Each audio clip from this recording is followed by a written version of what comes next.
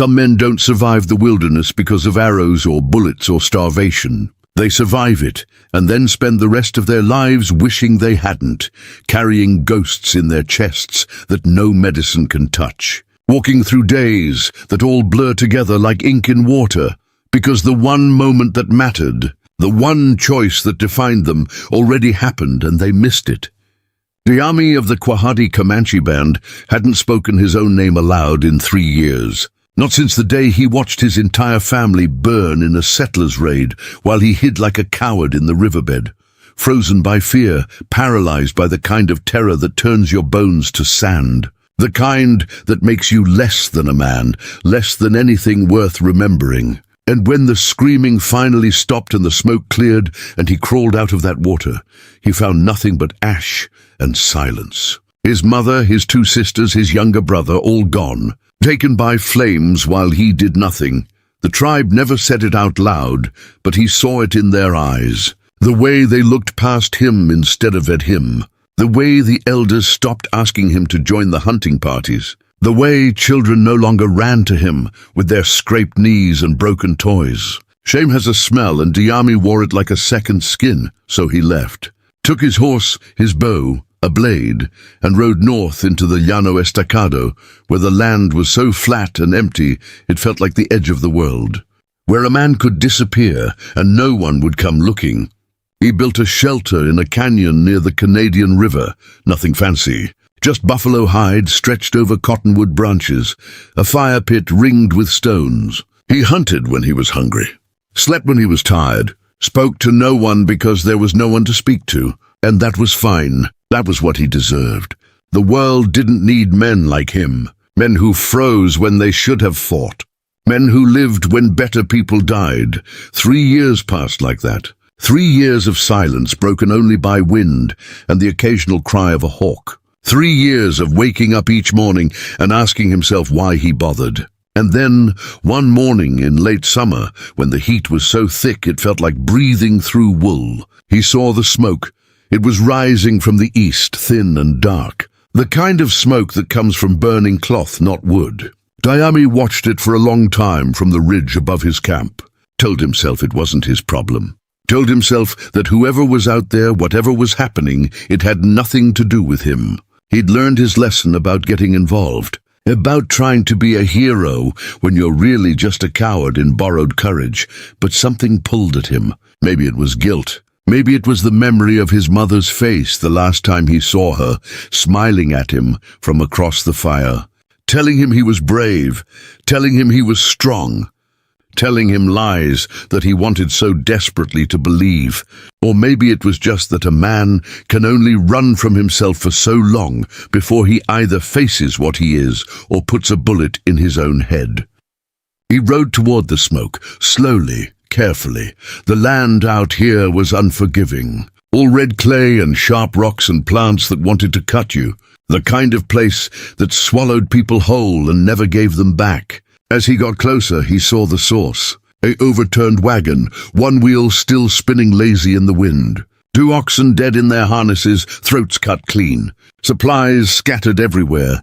Flour and beans and broken jars of preserves. And bodies, 3 men. Settlers by the look of them, ranchers maybe, heading west with dreams of land and fresh starts. They'd been dead for hours, maybe a day, scalped, stripped, left for the buzzards. Diami didn't need to guess who did it. He recognized the arrow shafts, the way the bodies were arranged. Kiowa raiders, probably a small hunting party moving through on their way back from a raid further south. He should have turned around right then. Should have ridden back to his canyon and pretended he never saw any of it. But then he heard it, a sound so faint he almost missed it under the wind. Not quite a moan, not quite a whimper. Just breath, human, alive. Diami dismounted and moved toward the sound, hand on his knife. The wagon was on its side, one corner buried in the dirt. Behind it, half hidden under a torn canvas tarp, was a woman, white, maybe 25, with dark hair matted with blood and dirt. Her dress was shredded, hanging off her in strips. Her hands were bound behind her back with rawhide cord, tied so tight the skin had split and bled. One of her eyes was swollen shut. The other stared at him with the kind of emptiness that comes after hope dies. When she saw him, she didn't scream, didn't beg. She just closed her good eye and whispered 5 words that hit him harder than any blow he'd ever taken.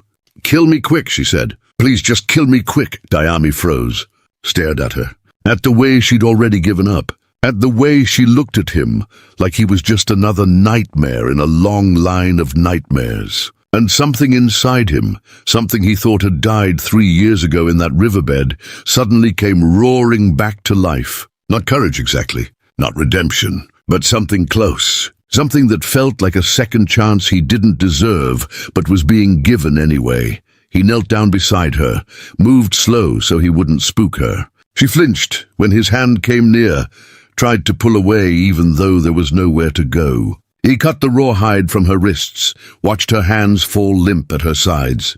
She didn't move, didn't speak, just stared at him with that one good eye like she was waiting for the next horror to begin.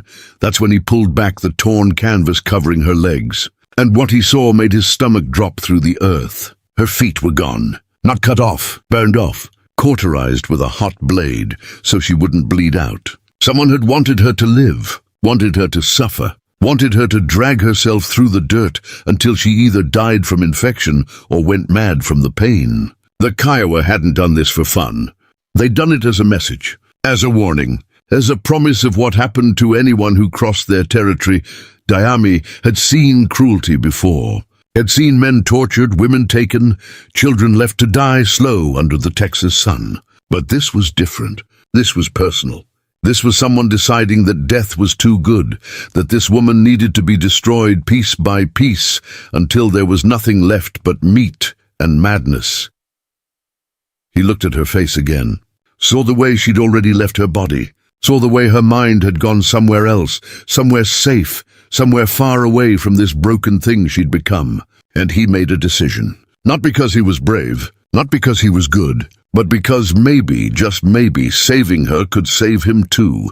He didn't ask her name, didn't ask what happened or who she was, or why the Kiowa had done this to her. Questions could come later. Right now she needed water, shelter, and someone who wouldn't hurt her. He lifted her as gently as he could, felt her body go rigid with terror, heard her breath catch in her throat like she was waiting for the pain to start again. But he just carried her to his horse, wrapped her in his blanket, and tied her carefully to the saddle so she wouldn't fall. The ride back to his canyon took 2 hours. She didn't make a sound the whole way. Didn't cry, didn't speak, didn't even whimper when the horse stumbled and jostled her ruined legs. She just stared straight ahead with that one good eye, seeing nothing, feeling nothing. Already half dead inside, when they reached his shelter, he laid her down on the buffalo hide bed he'd made for himself, brought her water in a tin cup, held it to her cracked lips. She drank like someone who'd forgotten how, slow, mechanical, like her body was doing it without permission from her brain. He cleaned her wounds with water from the river, wrapped her feet in strips of cloth torn from his own shirt. She didn't react, didn't flinch, just laid there like a broken doll someone had thrown away. Night fell over the canyon like a heavy blanket, bringing with it the kind of cold that seeps into your bones and makes you remember every mistake you ever made. Dayami built up the fire, added mesquite wood that burned slow and hot, filled the shelter with warmth and the smell of smoke. He watched her lying there, watched the way the firelight played across her battered face, watched the way her chest rose and fell in shallow breaths that sounded like they hurt. He'd brought back supplies from the wagon wreckage. Not much, just what hadn't been destroyed or stolen. A bag of cornmeal, a tin of salted pork, a blanket that was mostly intact, a small leather-bound book that looked like a journal, pages water-stained and barely readable. He set these things aside, figured she might want them later if she ever came back to herself enough to care about anything again. That first night, he didn't sleep. Just sat by the fire with his rifle across his knees, watching the darkness beyond the canyon walls, listening for sounds that didn't belong. The Kiowa weren't stupid. They knew how to track, knew how to wait, knew how to come back and finish what they started when you thought you were safe. And Dayami knew that bringing her here, choosing to save her, meant he'd painted a target on both their backs that wouldn't wash off with rain or time or prayer. Sometime past midnight she started making sounds. Not words, just noises that came from somewhere deep in her throat. The sounds of nightmares that wouldn't let go. Diami moved closer, crouched beside her, spoke in Comanche first, because that was the language his heart knew best. Told her she was safe. Told her no one would hurt her here. Told her lies that he desperately wanted to be true. Her good eyes snapped open, stared at him, through him, past him, seeing things that weren't there anymore but would never really go away. Her lips moved, forming words that had no sound, telling stories to ghosts only she could see. Then just as suddenly she closed her eye again and went still. Not peaceful, just absent. Like her mind had checked out and left her body behind to deal with the pain alone. Diami went back to his spot, by the fire. Wondered what kind of woman she'd been before. Wondered if she'd laughed easy or smiled often or sang while she worked. Wondered if she'd loved the men who died with her, or if she'd been dragged into this journey against her will. Wondered if any of it mattered now that she was broken in ways that might never heal. The canyon at night was a different world. Shadows moved in ways that made you question what was real and what was just your mind playing tricks. The wind carried sounds from miles away, coyote howls and owl cries, and sometimes, if you listened close enough, the whisper of voices that belonged to people long dead. Diami had spent 3 years learning the language of this place, learning which sounds meant danger and which meant nothing, learning how to be alone without going completely mad. But now he wasn't alone anymore. Now he had responsibility. Now he had someone depending on him even though she didn't know it yet, didn't trust him yet, probably never would. And that changed everything. Changed the way he looked at the world. Changed the way he thought about tomorrow. Changed him back into something that resembled a man, instead of just a ghost pretending to be alive. When dawn finally broke over the canyon rim, painting the sky in shades of red and gold that looked like blood and fire, Diami stood and stretched muscles that had gone stiff from sitting too long in one position. He checked on her, saw that she was still breathing, still lost in whatever dark place her mind had retreated to. Then he went outside and looked at the horizon, looked at the vast emptiness of the Llano Estacado stretching out in every direction, and made himself a promise. He would keep her alive, would protect her, would give her time to heal if healing was even possible.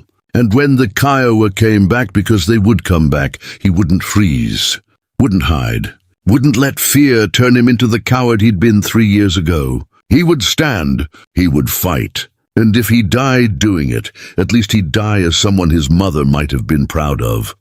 The sun climbed higher, burning away the morning chill, turning the canyon into an oven that baked everything it touched. Diami gathered more water from the river, checked his ammunition, sharpened his knife on a whetstone until it could split a hair. Prepared for war, the way his father had taught him before the settlers came. Before the fires, before everything went to hell. Inside the shelter, Evelyn Ross lay still and silent, trapped somewhere between life and death, between sanity and madness, between the woman she'd been and the ghost she was becoming. And Diami sat beside her, keeping watch, keeping vigil, keeping faith that maybe this time, for once in his miserable life, he could save someone who needed saving.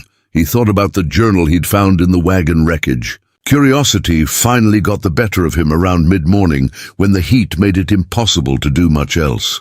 He opened it carefully, the leather cover cracked and stiff from sun damage. The handwriting inside was neat, practiced, the kind that came from education and leisure time. A woman's hand. Her hand, the first entry was dated 6 months ago. April 1867.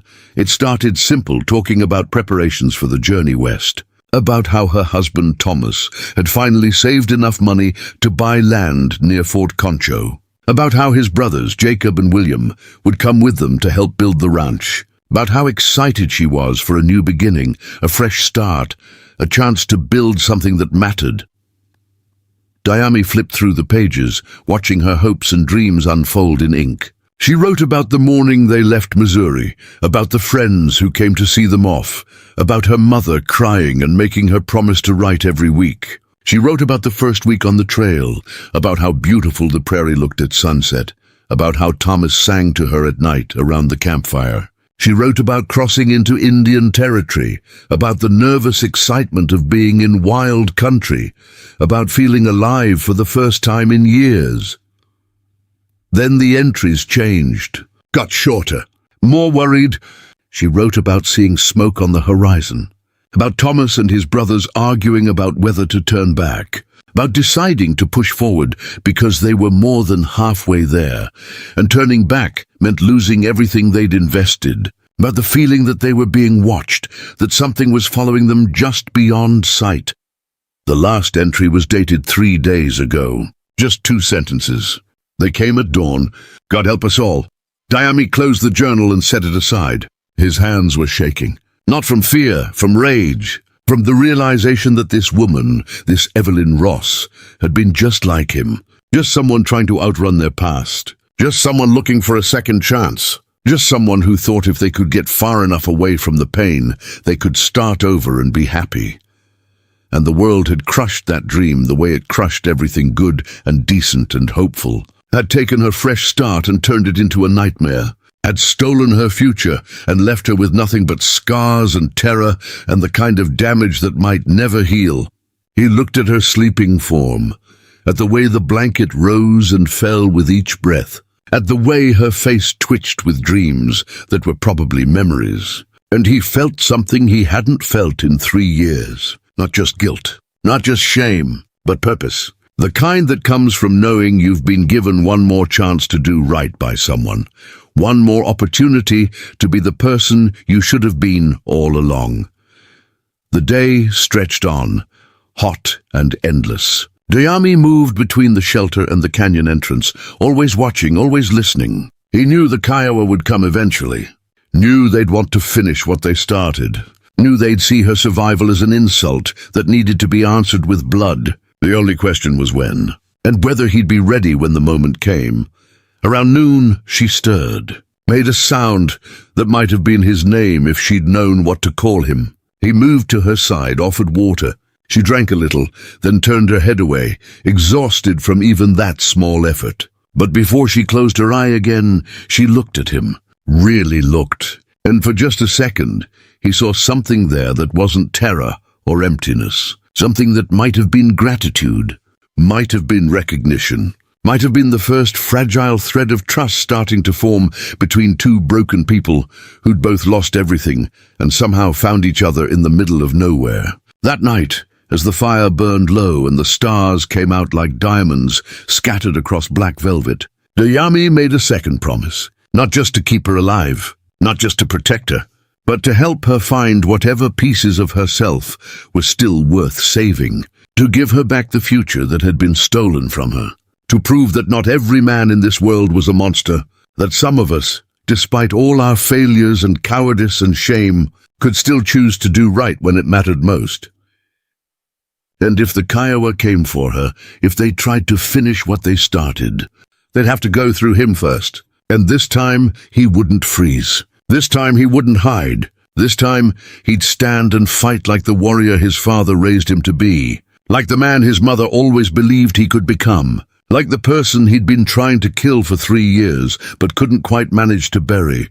The first 3 days were the hardest, not because of the wounds, though those were bad enough, but because Evelyn Ross had stopped being a person and become something else, something hollow, something that breathed and blinked but didn't really live. She ate when Diami put food in front of her, drank when he held water to her lips, but she did it all like a machine, going through motions it had been programmed to perform. Diami had seen this before, during his childhood, before the settlers came in great numbers, before the wars turned vicious. His uncle had found a Lipan Apache woman wandering the prairie after her entire village had been massacred by Mexican soldiers. She'd had that same look. That same emptiness. His mother had tried to help her, tried to bring her back, but the woman had simply stopped eating one day and died 3 weeks later. Not from injuries, From the decision that living hurt more than dying, he refused to let that happen to Evelyn. Refused to watch another person give up and fade away while he did nothing. So he talked to her. Not in English because he barely spoke it, but in Comanche. Told her stories about his childhood, about hunting his first buffalo, about the time he fell off his horse, trying to impress a girl, and broke his arm so badly the bone came through the skin. Told her about his mother's laugh, about his sister's constant bickering, about his little brother who wanted to be a great warrior but was terrified of spiders. She never responded. Never even looked at him when he spoke. But sometimes, when he was talking, her breathing would change slightly, become a little less shallow, a little more present, like maybe some part of her, buried deep beneath the trauma, was still listening, still trying to find her way back. On the fourth day, he woke to find her sitting up. Not standing, she couldn't do that without feet, but propped against the buffalo hide wall of the shelter, staring at her bandaged stumps like she was seeing them for the first time. Her face was blank. No tears, no anger. Just this terrible, crushing acceptance of what had been done to her. Dayami approached slowly, like you would a wounded animal. Sat down a few feet away, waited. The silence stretched between them, thick and heavy. Then she spoke. Her voice was rough from disuse, barely more than a whisper, but the words were clear. "Where am I?" he answered in the few English words he knew. "Safe, Canyon, no hurt." The words felt clumsy in his mouth, inadequate for what he was trying to say. But she nodded like she understood. Then she asked the question he'd been dreading. "Why did you save me?"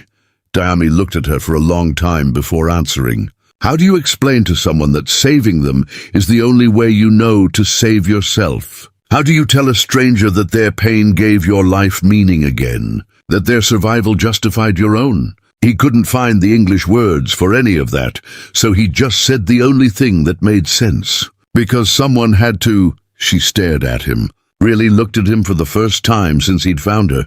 Saw the buckskin clothing, the long black hair, the copper skin that marked him as Comanche. Saw the man who should have been her enemy, who every story she'd ever heard said would kill her or worse, but who instead had carried her to safety and tended her wounds and asked for nothing in return. Her eye, the one that wasn't swollen shut anymore, filled with tears. But she didn't cry, just let them spill down her cheeks in silence while she processed this impossible reality. That afternoon, Dayami brought her sage tea. His mother used to make it for fevers and pain. He'd harvested the sage from the canyon walls that morning, crushed the leaves, steeped them in boiling water. The smell filled the shelter, sharp and medicinal. Evelyn took the cup with shaking hands, drank it slowly. When she finished, she said one word. "Thank you." Those two words changed something between them, opened a door that had been locked. For the first time since he'd found her, Dayami felt like maybe she'd decided to live. Not because living was easy or good or something she wanted, but because dying would mean the men who did this to her had won. And maybe, just maybe, she wasn't ready to give them that victory. The days developed a rhythm after that. Dayami would wake before dawn, check the canyon entrance for signs of tracks or disturbance, then make breakfast. Usually cornmeal mush with dried berries if he had them, sometimes rabbit or quail if his hunting the previous day had been successful. He'd bring Evelyn her portion, help her sit up if she needed it, then go about his daily tasks while she ate. Checking his horse, gathering firewood, scouting the surrounding area, always watching, always listening. Evelyn spent most of her time staring at the canyon walls or the sky visible through gaps in the buffalo hide roof. Sometimes she'd pick up her journal, the one Dayami had brought back from the wagon, and just hold it without opening it, like it was too painful to read her own words from before, when she'd been whole and hopeful and stupid enough to think the world was fair. On the seventh day, something shifted. Dayami was outside sharpening his knife when he heard a sound from inside the shelter. Not pain or distress, but something else. He moved to the entrance and saw Evelyn struggling to drag herself across the floor, using her arms. Her face was set with determination, jaw clenched, teeth grinding together as she pulled her body forward inch by painful inch. She was trying to reach the water bucket near the fire. He started to move toward her to help, but something stopped him. Some instinct that said she needed to do this herself, needed to prove she could still move, still act, still exert control over something in a world that had taken all her power away. So he stayed where he was and watched her make that agonizing journey across 10 feet of packed earth that might as well have been a mile. When she finally reached the bucket, she was sweating and shaking from the effort. But she dipped the ladle in, brought it to her lips, and drank. Then she looked up and saw him watching. Instead of shame or anger, her face showed something else, pride, fierce and bright and absolutely unbreakable. She'd moved herself, fed herself, done something without help. And that meant she was still human, still herself, still fighting. That night, for the first time since he'd brought her here, she spoke more than a few words, asked him his name. He told her, watching her mouth try to form the syllables.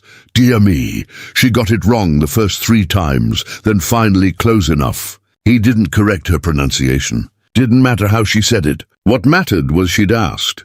She'd cared enough to know. Then she told him her name, Evelyn Ross, from a town in Missouri he'd never heard of. Married 8 months to Thomas Ross, a carpenter who dreamed of raising cattle. They'd been 3 weeks from Fort Concho when the Kiowa found them. She spoke in short sentences, her voice flat, reciting facts like she was reading from a book instead of describing her own life. But she was talking, and that was progress. She didn't tell him what happened during the attack, didn't describe what the Kiowa did before they burned her feet. Didn't need to. Diami could see it in her eyes, in the way she flinched at sudden sounds, in the way her hand unconsciously moved to her throat sometimes, like she was checking to make sure she could still breathe. Some horrors don't need words. They live in the spaces between, in the silence that follows questions no one wants to answer. The second week brought new challenges. Evelyn's wounds were healing. The flesh where her feet used to be forming scar tissue, but infection was always a risk. Diami changed her bandages twice a day, cleaning the stumps with water boiled with pine needles, wrapping them in fresh cloth. She never cried during these sessions, never made a sound. Just gripped the edge of the buffalo hide bed and stared at the ceiling while he worked. But at night, when she thought he was asleep, he'd hear her weeping, quiet, desperate sounds muffled into the blanket. The sound of someone mourning not just her husband and her future and her feet, but the person she used to be. The Evelyn who'd written excited journal entries about new beginnings. The Evelyn who'd believed the world was basically good and people were basically kind. That Evelyn was dead, burned away, same as her feet, and this new Evelyn was someone harder. Someone who'd seen the worst of what humans could do and survived it. Diami understood that transformation. Had lived it himself 3 years ago when he crawled out of that riverbed and found his family reduced to ash. You don't come back from that kind of loss. Don't return to who you were. You become someone new, someone shaped by fire and pain, and the knowledge that safety is an illusion, and hope is a luxury you can't afford. The trick is becoming someone you can still live with, someone who isn't entirely monster or entirely broken, someone who can still find reasons to see the next sunrise. During the day, Evelyn grew stronger, started pulling herself around the shelter more, organizing things, straightening blankets, keeping busy with small tasks that gave her purpose. Diami watched her claim tiny pieces of independence, saw her building herself back up from nothing. It reminded him of watching a burned prairie after a fire, seeing the first green shoots push through blackened earth. Life finding a way even when it seemed impossible. He started teaching her Comanche words, rock, water, fire, sky. She learned quickly, her mind hungry for distraction, for something to focus on besides the constant ache of phantom limbs that no longer existed. He taught her to say, I am hungry, and thank you, and good morning. Simple things. But each word she learned was a small victory, a way of building a bridge between their worlds. One afternoon, while Diami was checking his rabbit snares in the canyon, he found tracks. Fresh ones. Unshod horses, 3 of them, moving along the canyon rim, heading south. They hadn't come down into the canyon, just passed above it, but they were close, too close. He stood there staring at those tracks, feeling ice form in his gut despite the afternoon heat. The Kiowa were hunting, looking, and sooner or later they'd find what they were looking for. He didn't tell Evelyn about the tracks, didn't want to put that fear back in her eyes when she was just starting to lose the hunted look. But that night, he moved his rifle closer to where he slept, made sure his powder was dry and his ammunition was organized, checked the canyon entrance 3 times before he finally allowed himself to rest. And even then, he didn't really sleep, just drifted in that shallow space between waking and dreaming, where every sound snaps you back to full alertness.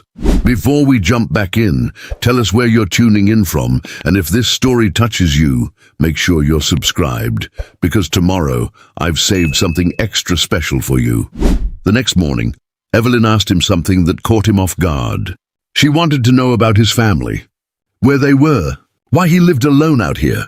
He'd told her stories before, but always in Comanche, never expecting her to fully understand. But now she was asking directly in English, and he had to find a way to answer them. He told her. Used simple words, broken English, mixed with hand gestures and expressions. Told her about the fire, about hiding, about being too afraid to fight, about living with that shame every day since. She listened without interrupting, her face serious, her good eye never leaving his face. When he finished, she was quiet for a long time. Then she said something that hit him harder than any blow. You were just scared. That doesn't make you a coward. That makes you human. Dayami felt something break inside him, some wall he'd built around his heart 3 years ago, some barrier meant to keep the pain in and the world out. Her words, simple and direct and absolutely without judgment, cracked that wall wide open. He turned away so she wouldn't see his face, wouldn't see the tears he'd been holding back for 3 years, finally breaking free. Walked out of the shelter and stood in the canyon, breathing hard, fists clenched, entire body shaking with the force of emotions he'd buried so deep he'd forgotten they existed. When he came back an hour later, Evelyn didn't mention it, didn't ask if he was okay or try to comfort him. Just looked at him with understanding in her eye and went back to the small leather pouch she was working on, cutting strips from an old piece of hide with Dayami's knife, her hands steady, her focus absolute. Building something, creating, moving forward. The days continued their steady march forward, each one bringing small changes. Evelyn's arms grew stronger from dragging herself around the shelter. Her appetite returned, not with enthusiasm, but with the mechanical necessity of someone who understood that eating meant surviving. Dayami noticed she'd started braiding her hair again, pulling it back from her face in the mornings, taking care with her appearance in ways she hadn't bothered with before. Small signs that she was reclaiming herself piece by piece. He showed her how to prepare rabbit for cooking, how to stretch and cure the hides, how to use every part of the animal the way his mother had taught him. Evelyn watched with intense focus, memorizing each step, asking questions in her limited Comanche mixed with English. Her hands, which had trembled constantly those first days, grew steadier with purpose. She wasn't just surviving anymore. She was learning, adapting, becoming someone new. One morning, Dayami woke to find her already awake, sitting by the fire with her journal open in her lap. She was writing, her hand moving slowly across the page, forming words he couldn't read. When she noticed him watching, she didn't close the book or hide what she was doing, just kept writing. Later, when she'd finished, she told him what she'd written. Not the whole world, not Thomas's family back in Missouri. They'd never understand. They'd only see the savage who took their son, not the men who actually killed him. But someday someone might read this and know the truth. Know that not all Indians are monsters. That sometimes the real monsters wear white skin and speak English and call themselves civilized. Dayami didn't know what to say to that. Didn't know if he deserved her defense or her gratitude. He'd done what any decent person would do, what he should have done 3 years ago for his own family. But her words settled something in his chest, made him feel like maybe his mother would have been proud after all, like maybe shame didn't have to be the only thing he carried. That afternoon, he began teaching her to shoot. Started with the basics, showing her how to load powder and ball, how to prime the pan, how to hold the rifle steady despite its weight. She couldn't stand to brace it properly, but she learned to shoot from a sitting position, resting the barrel on a rock for stability. Her first shot went wide, kicking up dust 10 feet from the target. Her second was closer. By the 10th shot, she was hitting a mark the size of a man's chest from 30 paces.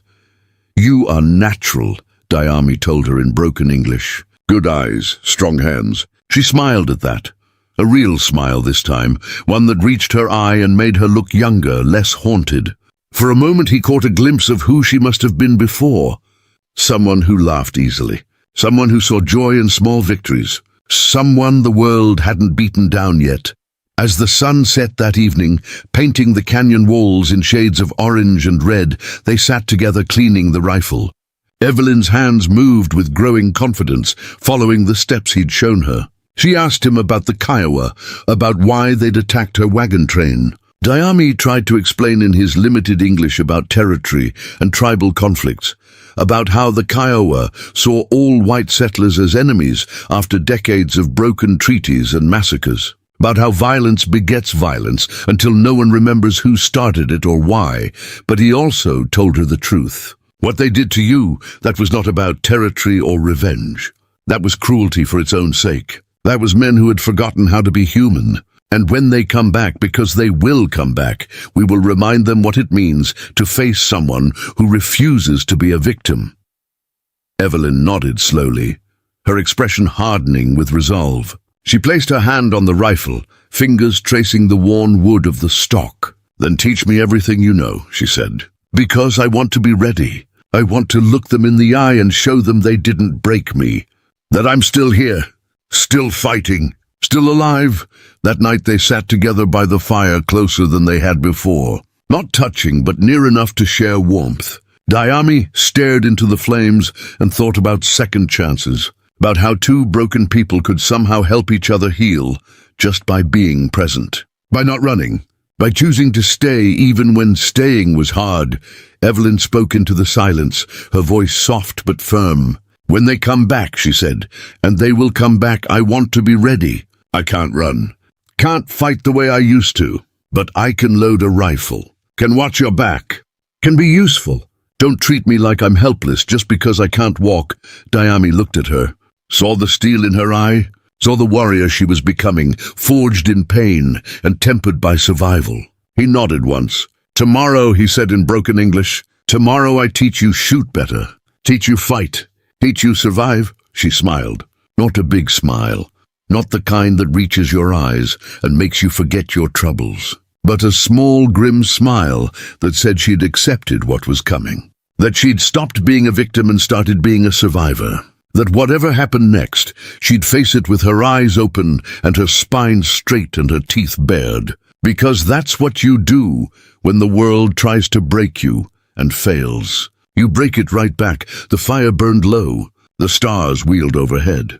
And in a canyon in the middle of nowhere, two people who should have been enemies sat side by side, preparing for the war they both knew was coming. Not because they wanted to fight.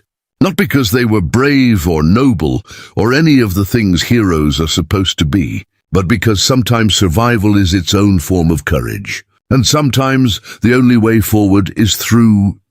The warning came on the 14th day in the form of smoke signals rising from the eastern ridge. 3 thin columns, spaced evenly apart, dissipating slowly into the morning sky. Dayami saw them while fetching water from the river, and his blood turned to ice. It was Kiowa sign language, a message being passed between hunting parties. He couldn't read the specific meaning from this distance, but he didn't need to. Smoke signals meant coordination. Meant multiple groups converging, meant they were closing in. He filled the water skins faster than usual, eyes constantly scanning the ridgeline, looking for movement, for the glint of metal, for anything that didn't belong. The canyon had kept them hidden so far, tucked away in this fold of earth that most travelers passed right over without noticing. But hidden wasn't the same as safe, and luck had a way of running out when you needed it most. When he returned to the shelter, Evelyn took one look at his face and knew something had changed. She'd learned to read him over the past 2 weeks, learned the difference between his thinking silence and his worried silence. This was worried. "What is it?" she asked, her hand instinctively moving to the rifle they now kept within arm's reach. He told her about the smoke, watched her face go pale, watched her swallow hard, watched her hands clench into fists, then watched her straighten her spine and nod once. "How long do we have?" Dammy shook his head. "Maybe 1 day, maybe less. Depends how fast they move, how many scouts they send ahead. The canyon gives us advantage. Only one way in, easy to defend. But if they find us, if they come in numbers, we cannot hold forever." Evelyn pulled herself to the pile of supplies they'd organized over the past week. Ammunition, powder, food that wouldn't spoil, water skins, bandages torn from spare cloth. Everything they'd need if they had to make a stand or run. She started checking each item methodically, her movements efficient despite having to drag herself on her arms. "We make them pay for every inch," she said quietly. "We make them regret ever touching me." Dayami spent that day preparing the canyon for battle. He gathered rocks and piled them at strategic points near the entrance, creating barriers that would force anyone approaching to funnel into a narrow killing zone. He checked every arrow in his quiver, tested the string on his bow, made sure his knife was sharp enough to shave hair. He showed Evelyn the best positions to shoot from, places where the canyon walls would protect her back while giving her clear lines of sight. They didn't talk much that day, didn't need to. They were both preparing in their own ways, both knowing that tonight might be their last peaceful night, that tomorrow might bring the violence they'd been dreading. The sun seemed to move too fast across the sky, time slipping away like water through cupped hands. As darkness fell, Dayami built the fire smaller than usual, just enough for warmth and cooking, but not enough to send light dancing up the canyon walls, where it might be seen from above. They ate in near silence, dried meat and cornmeal cakes that tasted like dust but filled the stomach. Evelyn cleaned her rifle one more time, going through the motions with practiced precision. Dayami watched her and marveled at how much she'd changed in 2 weeks. The broken woman he'd found begging for death had become someone hard and purposeful, someone who'd chosen to fight instead of surrender. That night they both kept watch, taking turns sleeping in short intervals, neither trusting the darkness completely. The canyon was alive with sounds. Wind whistling through rock formations, small animals moving through brush, the distant cry of a hunting owl. Normal sounds, but every one of them made Dayami's hand move to his weapon, made his heart rate spike until he identified the source. Around midnight, Evelyn spoke into the darkness. "If we die tomorrow," she said, "I want you to know something. You gave me my life back, not the one I had before that's gone forever. But you gave me a reason to keep breathing when I wanted to stop. You showed me that maybe the world isn't entirely evil, that maybe there's still some good left in it. I don't have the words to thank you for that." Dayami felt his throat tighten. In Comanche, there was a saying his mother used to speak. "We are all just walking each other home. I did not save you. We saved each other. You gave me purpose when I had none, gave me reason to be brave when I had forgotten how. Whatever happens tomorrow, know that these weeks meant something, that you meant something." They sat together in the darkness, shoulders nearly touching, both staring at the dying embers of the fire, both knowing that dawn might bring death, both choosing to face it anyway, because running was no longer an option, because they'd found something worth protecting in each other. Because sometimes you have to make a stand, even when the odds are impossible. The attack came just before first light. In that grey hour between night and morning when the world exists in shadows and nothing is quite what it seems. Dayami heard them before he saw them, the soft sound of unshod hooves on rock, the whisper of movement that didn't match the wind. He touched Evelyn's shoulder, watched her eyes snap open instantly, no grogginess or confusion, just immediate alertness. "They're here," he whispered. 5 of them came down the canyon trail, moving in single file, Kiowa warriors painted for war, carrying rifles and bows, and the confidence of men who thought they were hunting wounded prey. They hadn't expected resistance, hadn't expected the woman they'd left for dead to be armed and waiting. hadn't expected a Comanche warrior to be protecting her. Diami let them get close, let them enter the narrow section of canyon where his rock barriers would prevent easy escape. Then he stood, bow already drawn, and sent an arrow through the chest of the lead rider before any of them realized what was happening. The man toppled backward off his horse with a choking sound, blood spraying black in the pre-dawn light. The canyon exploded into chaos. The Kiowa scattered, diving for cover, raising their weapons, shouting to each other in their own language. One of them spotted Evelyn positioned behind the rocks and turned his rifle toward her. She shot first. The boom of the rifle echoed like thunder off the canyon walls. The warrior's head snapped back, and he dropped like a puppet with cut strings. Dajami fired again, his arrow catching the third warrior in the throat as he tried to circle around the barriers. The man fell gurgling, hands clawing at the shaft, protruding from his neck. That left two, and these were smarter, more experienced. They'd taken cover behind a large boulder near the canyon entrance, using their horses as shields, trying to flank from both sides. One of them called out in broken English, "Give us the woman and we let you live, savage. You have no part in this. This is between us and her. Walk away, and we forget you were here." Diami's response was to put an arrow through the neck of the horse shielding one of the warriors. The animal screamed and collapsed, exposing the man behind it. Evelyn's second shot took him in the shoulder, spinning him around. Diami's follow-up arrow finished him before he hit the ground. The last warrior broke and ran, abandoning his position, sprinting for the canyon entrance and the open plains beyond. Diami let him go. Let him run back to whatever camp he'd come from. Let him tell the others what happened here. That the woman they'd tortured was still alive. That she had a protector. That coming for her again would cost blood. The silence that followed the battle was somehow louder than the gunfire had been. Diami moved through the canyon, checking bodies, making sure they were truly dead, collecting weapons and ammunition. 4 Kiowa warriors lay scattered among the rocks, their blood seeping into the thirsty earth, their eyes staring at nothing. 4 men who'd woken up that morning expecting an easy kill and instead found their own deaths. Evelyn sat behind her rocks, rifle across her lap, hands shaking now that the adrenaline was fading. She'd killed 2 men, taken 2 human lives. Her face was pale, but her eyes were dry. She looked at Diami when he approached and said simply, "I'm not sorry. They came here to finish what they started. I'd do it again." Diami knelt beside her. "In my tribe, when a warrior takes their first life, the elders say this: you have walked through fire and come out the other side. You are no longer who you were. You are who you needed to become." He touched her shoulder gently. "You are warrior now, not because you chose this, but because this chose you. And you did not break." They spent the morning dealing with the aftermath.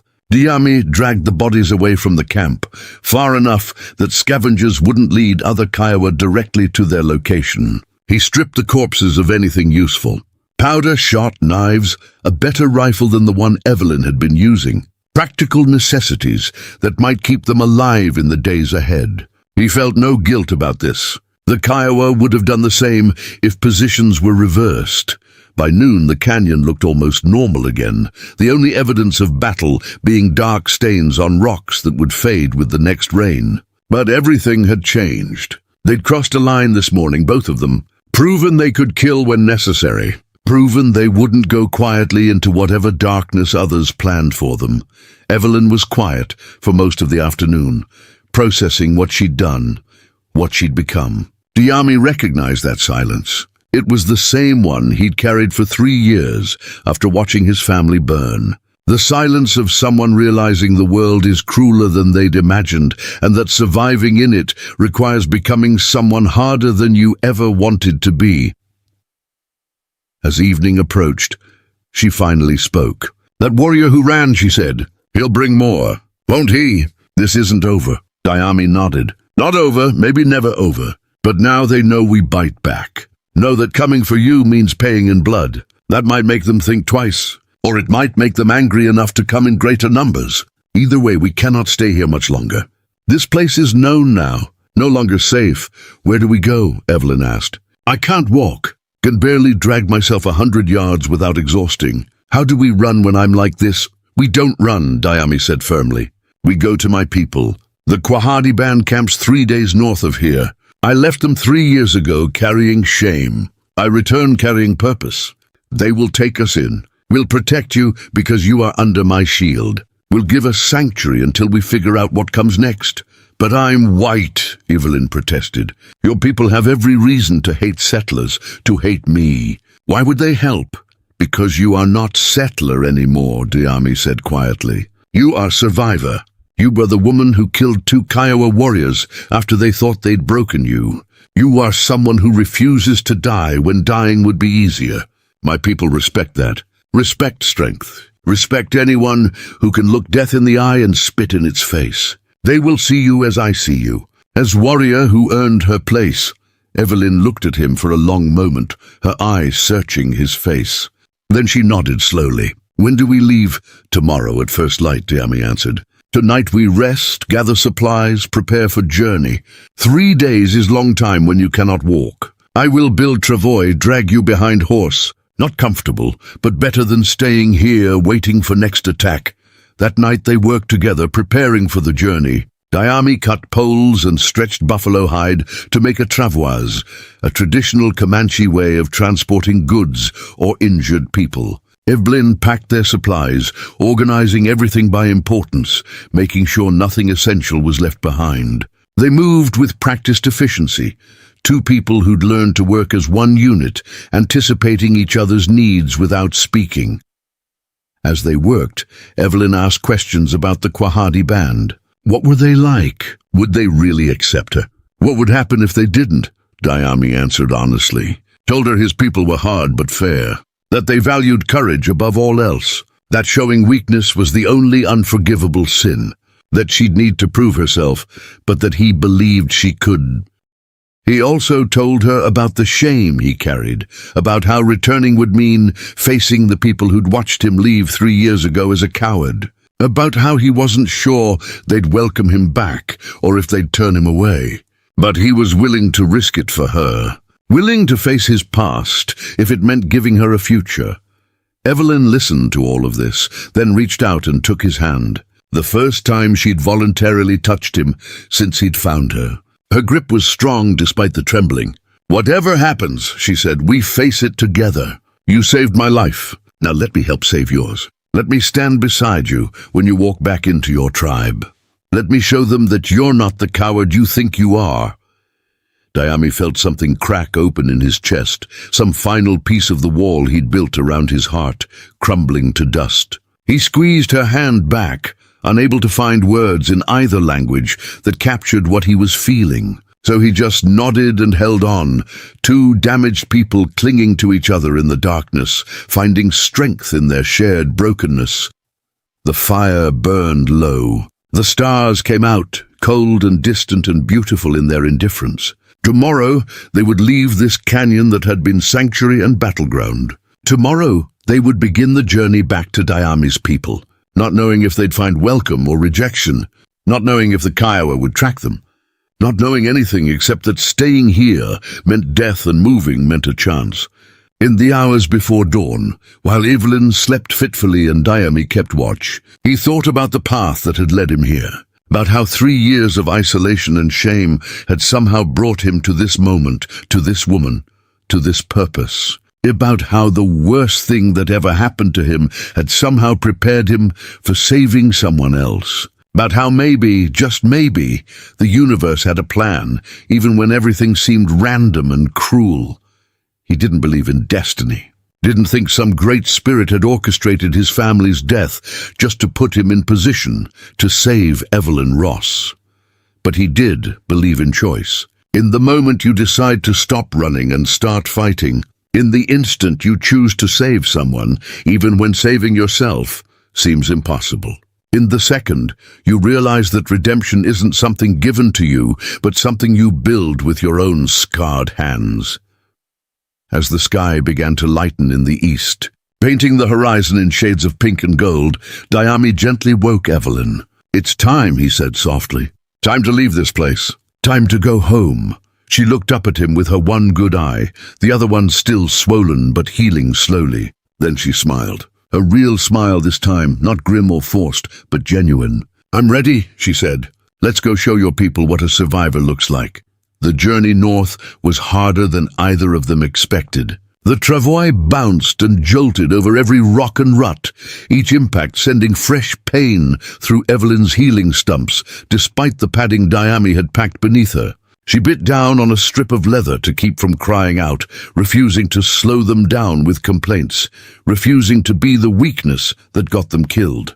Sweat poured down her face by mid-morning, not from heat, but from the constant grinding agony of movement when your body is broken. Diami pushed them hard the first day, covering nearly 15 miles before the sun began its descent toward the western horizon. He knew the Kiowa warrior who'd escaped would reach his band by nightfall, knew that by tomorrow morning a larger war party would be forming, knew that every mile between them and that canyon increased their chances of survival. The horse was strong, a paint mare he'd captured wild 2 years ago and trained with patience, and she pulled the travois without complaint even when the ground turned rough. They stopped only twice that first day. Once at midday to water the horse and let Evelyn drink and relieve herself, a humiliating process that required Diami to carry her away from the trail and then politely turn his back while she managed as best she could. The second time was when they crossed a shallow creek and he wanted to check behind them for signs of pursuit. He saw nothing, but that meant little in open country where a skilled tracker could follow at a distance and never be seen. That night, they made camp in a small depression between two hills, a place where their fire would be hidden from anyone not standing directly above them. Diami didn't hobble the horse, kept her saddled and ready to run if needed. They ate cold jerky and hardtack, no time or safety for cooking. Evelyn's face was grey with exhaustion, her hands shaking as she forced herself to chew and swallow. She looked like she'd aged 10 years in one day. "You did good today," Diami told her in his broken English, mixed with Comanche. "Tomorrow may be easier. Ground more flat ahead." Less bumping. She managed a weak smile. "Liar," she said without heat, "but thank you for trying." He built up the fire just enough to chase away the worst of the cold, then sat with his rifle across his knees, staring out into darkness that seemed to press in from all sides. Evelyn fell asleep almost immediately, her body surrendering to exhaustion the moment she stopped moving. Diami envied that ability.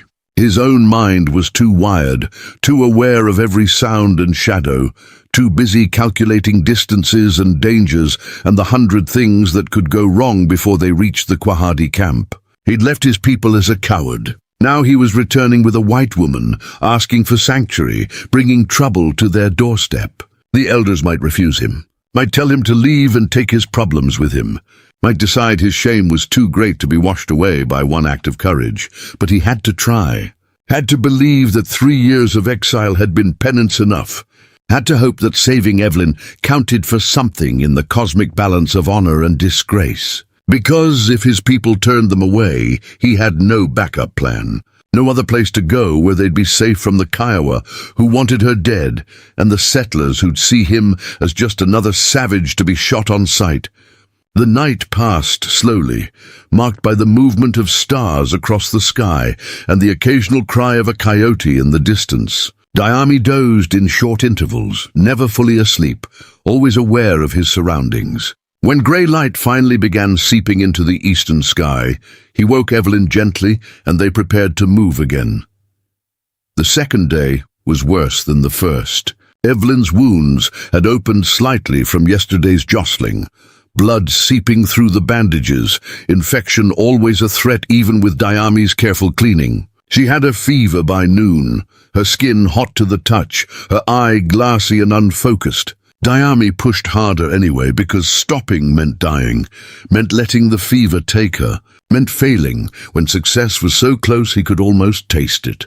Around mid-afternoon they crested a rise, and Diami saw something that made his heart leap. Smoke.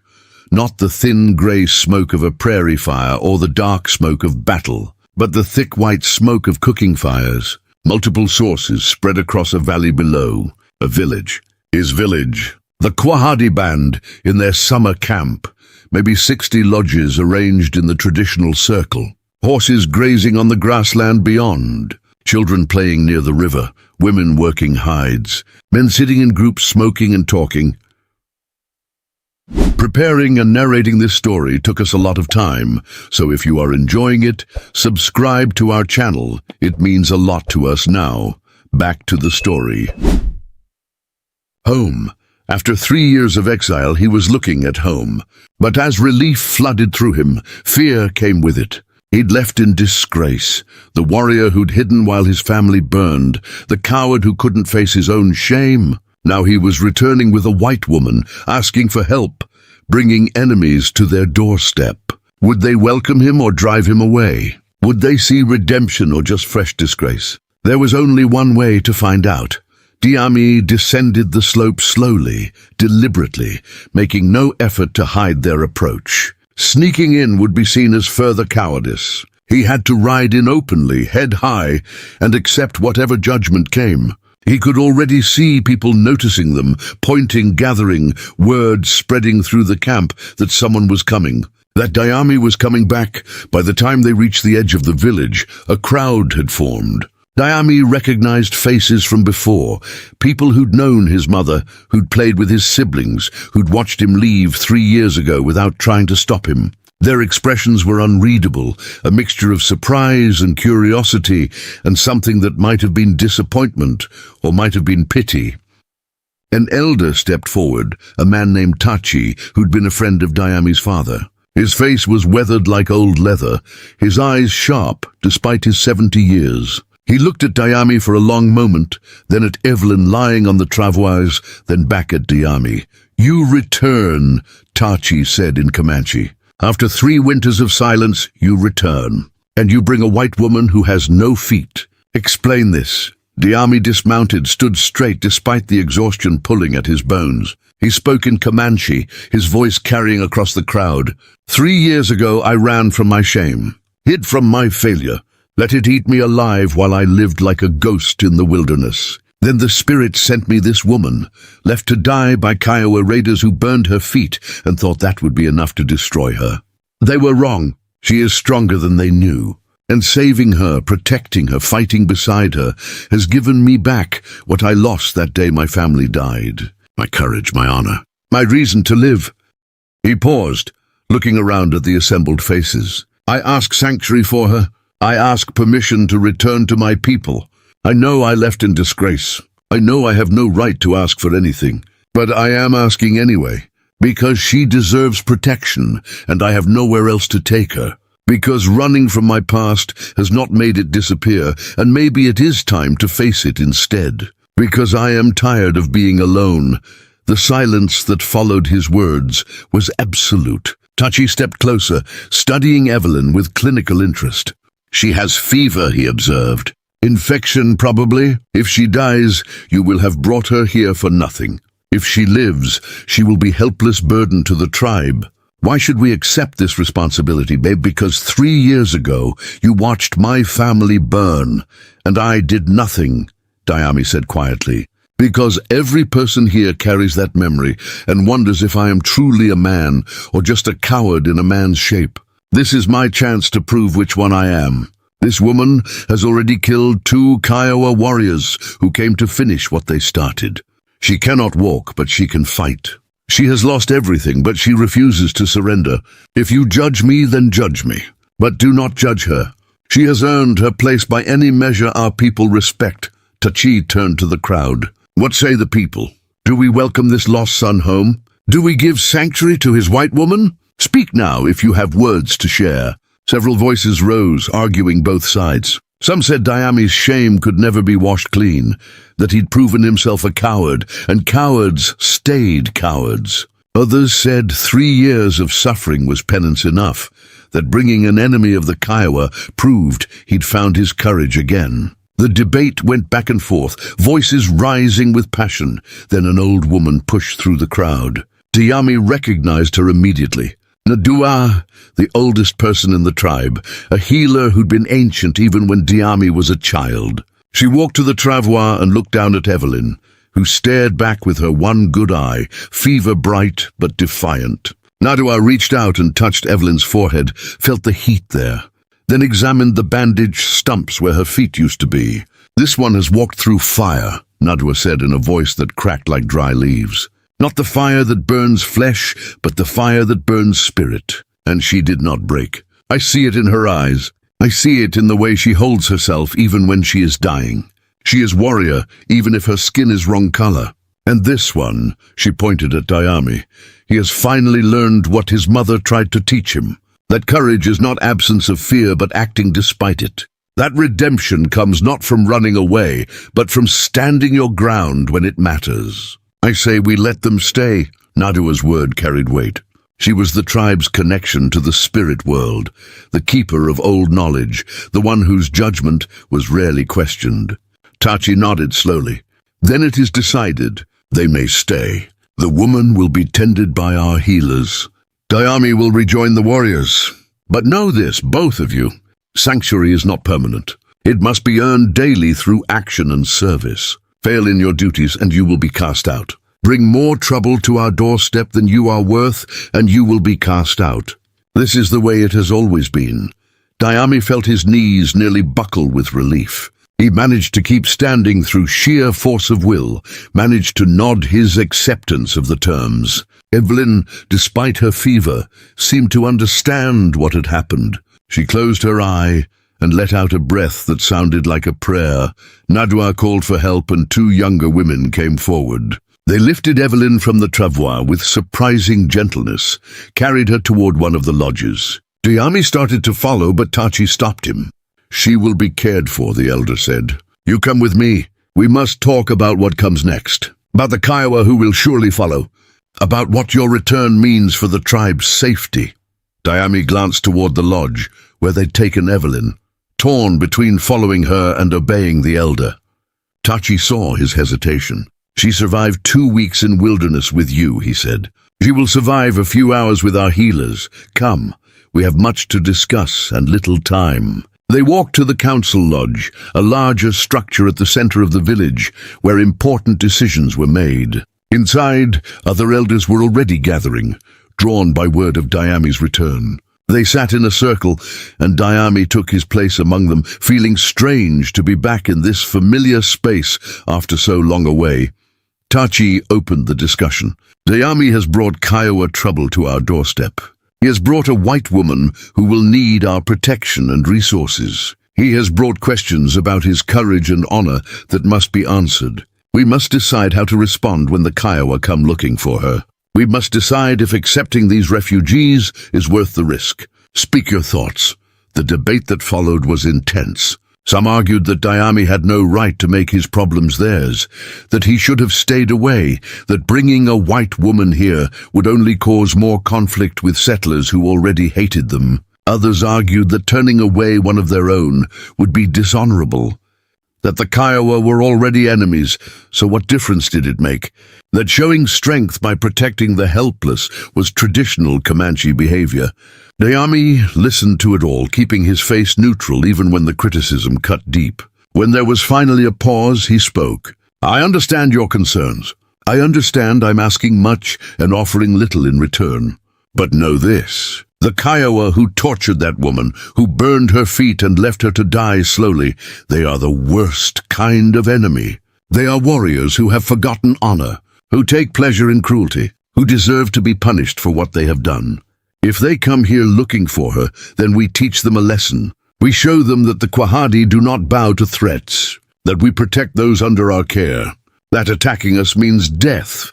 And if a larger war party comes," one elder asked, "if they bring 50 warriors instead of 5, what then? Do we risk our women and children to protect your white woman? Then we fight," Dayami said simply. "The way our fathers fought, the way our grandfathers fought. We show them why the Comanche are called Lords of the Plains. We show them that sanctuary here means something, that our word means something. And if we die, at least we die with honor instead of living as cowards who abandoned those who needed us." The words hung in the air, heavy with challenge. Dayami was essentially calling anyone who disagreed with him a coward, throwing the same accusation at them that had been thrown at him 3 years ago. It was a risky move, one that could backfire spectacularly. But it was also effective, because no Comanche warrior wanted to be seen as cowardly, and Dayami had framed the choice in exactly those terms. Tachi looked around the circle, reading faces, gauging sentiment. Then he nodded. "We prepare for battle," he said. "We send scouts to watch for Kiowa movement. We ready our weapons and our warriors. And if they come, we meet them with strength. But hear me well, Dayami, you have brought this to us. You will stand in the front when the fighting starts. You will prove your courage is real, or you will die trying. There is no middle path now." Dayami bowed his head in acceptance. "I understand. I ask for nothing less than the chance to prove myself." The council broke up, elders dispersing to spread the word, to organize defenses, to prepare for the possibility of war. Dayami finally made his way to the lodge where they'd taken Evelyn. Inside, Nadua and 2 other women were working over her, cleaning her wounds with herbs and hot water, forcing bitter medicine between her lips, chanting prayers in the old language. Evelyn was unconscious now, her body fighting the infection, her face pale except for the flush of fever on her cheeks. Dayami knelt beside her, took her hand, felt how small and fragile it seemed, despite all the strength he knew she possessed. "She will live," Nadua said without looking up from her work. "The infection is bad, but not beyond healing. Her spirit is strong. It fights as hard as her body. She will wake tomorrow, maybe the day after. When she does, she will need purpose, need something to fight for besides just survival. You must give her that." "What purpose can she have here?" Dayami asked. "She cannot walk, cannot hunt or gather or do the work that women do. What place is there for someone like her?" Nadua finally looked at him, her ancient eyes seeing far more than the surface. "The same place there is for you," she said. "The place of those who refuse to let their wounds define them, who turn scars into strength, who prove that broken does not mean useless. You will find her purpose together, or you will find nothing at all." That night Dayami slept in the lodge with Evelyn, sitting against the wall with his rifle across his knees, watching over her while she fought her private battle against fever and infection. The healers came and went, bringing fresh water and medicine, checking her bandages, murmuring prayers. And slowly, gradually, her fever began to break. Outside, the village prepared for war. Warriors checked weapons and gathered ammunition. Scouts rode out in all directions, looking for signs of Kiowa approach. Women packed supplies in case they needed to evacuate quickly. Children were warned to stay close to the lodges. Everyone moved with purpose and tension, knowing that peace was temporary, that violence was coming, that the decision to give sanctuary would soon be tested. And in the healing lodge, Dayami sat beside a woman who'd lost everything but her will to live, in a village he'd thought he'd never see again, preparing to defend both against enemies who wanted them dead. He'd come full circle, from running away to running toward, from shame to purpose, from coward to warrior. Whether he'd complete that transformation or die trying remained to be seen. Evelyn woke on the 3rd day to unfamiliar sounds and smells. The crackle of a fire that wasn't Dayami's small, careful flames. Voices speaking a language she didn't understand, musical and rolling in ways English never was. The smell of sage and something else, something medicinal and sharp that made her nose wrinkle. She opened her eyes slowly, afraid of what she might see, and found herself staring at a ceiling made of stretched hides, stitched together with sinew. Smoke rising through an opening at the top, a face appeared above her, ancient and weathered like canyon rock, eyes dark and knowing. The old woman said something in Comanche, her tone gentle but firm. Evelyn didn't understand the words, but understood the meaning. "You're awake. Good. Now drink this." A clay cup was pressed to her lips, and bitter liquid poured into her mouth. Evelyn swallowed reflexively, gagging at the taste but too weak to protest. The old woman nodded approval and disappeared from view. Dayami's face replaced hers, concern etched deep in the lines around his eyes. "You are back," he said in his broken English. "Fever break last night. Now do I say you strong? Say infection fight you, but you fight harder.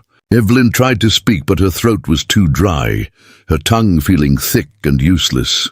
Diami brought water, held her head while she drank, patient and careful.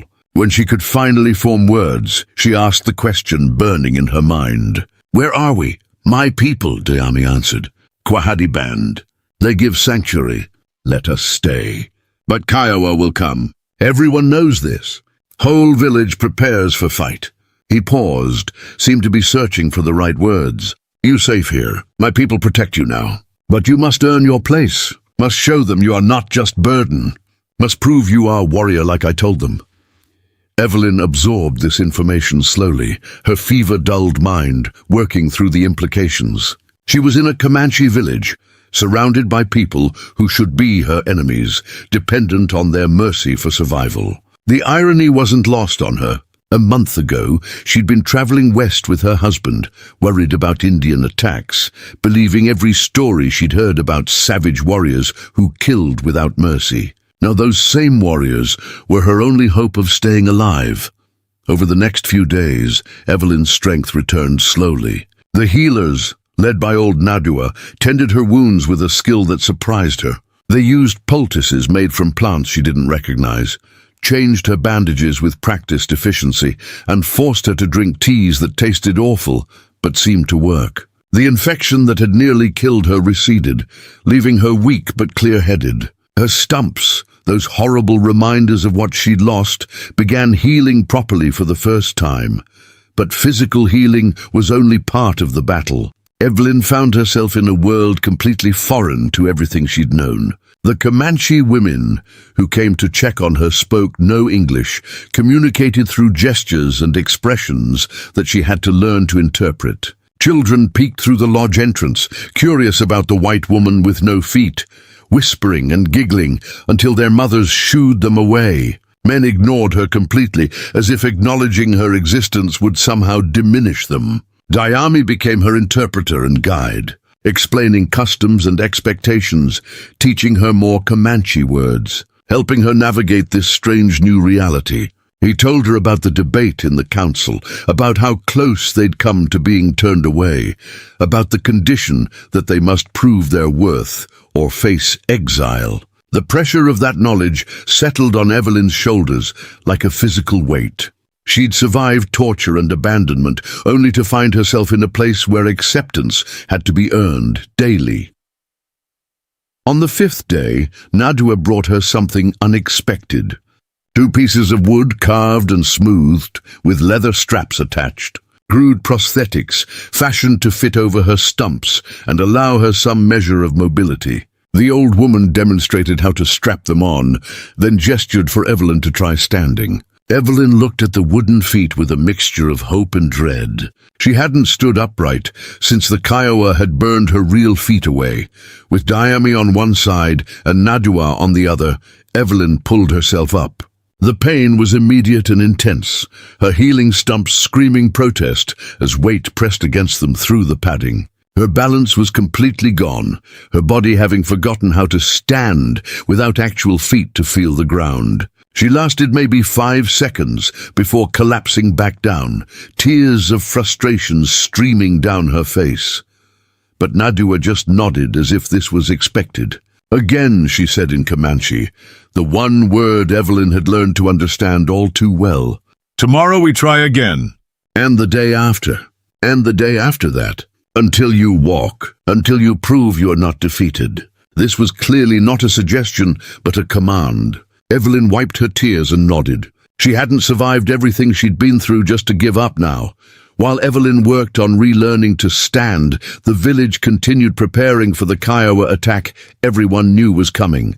Diami rejoined the warriors, participating in training exercises and defensive preparations. It felt strange to be among them again after 3 years of exile, strange to fall back into the rhythms and rituals of warrior life. Some of the men welcomed him back without reservation, remembering the capable fighter he'd been before shame drove him away. Others kept their distance, their suspicion a tangible thing.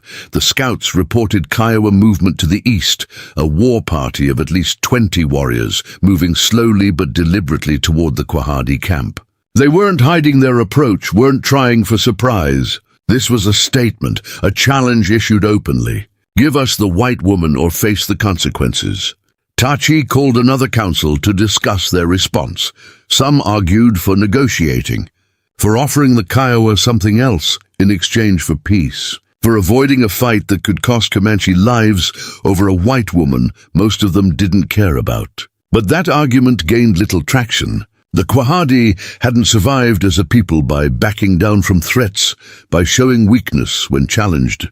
To surrender Evelyn now would be seen as cowardice, would invite further aggression, would mark them as targets for anyone looking for easy prey.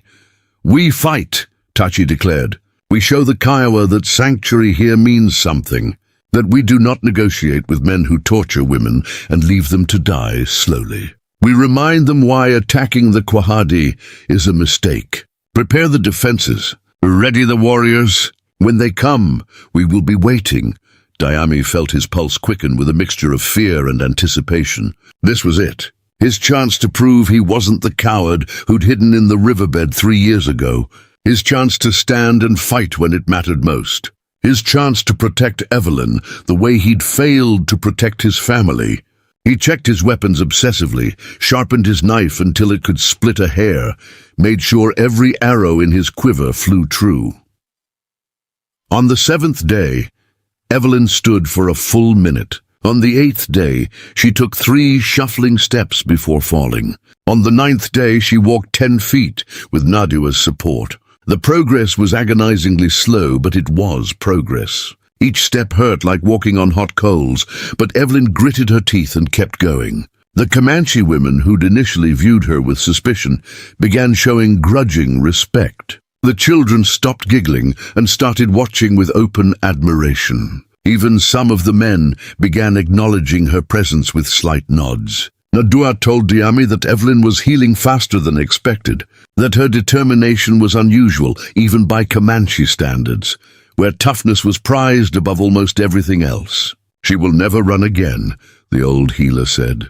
Will never dance or ride easily or do many things she used to do, but she will walk, will stand on her own, will not be helpless burden you feared she might become. On the 10th day, the Kiowa arrived. They came at midday when the sun was high and hot. 23 warriors painted for battle, carrying rifles and bows and the confidence of men who'd won many fights before. They stopped at the edge of rifle range and sent forward a single rider carrying a white flag made from torn cloth. Tachi rode out to meet him with Diami and 3 other senior warriors as escort. The Kiowa messenger was young, maybe 20, with fresh scars on his chest that suggested recent initiation into warrior status. He spoke in halting Comanche, the 2 tribes sharing enough language to communicate. We come for the white woman, he said, the one with no feet. She belongs to us. We left her alive as mercy, and now we hear she hides among you.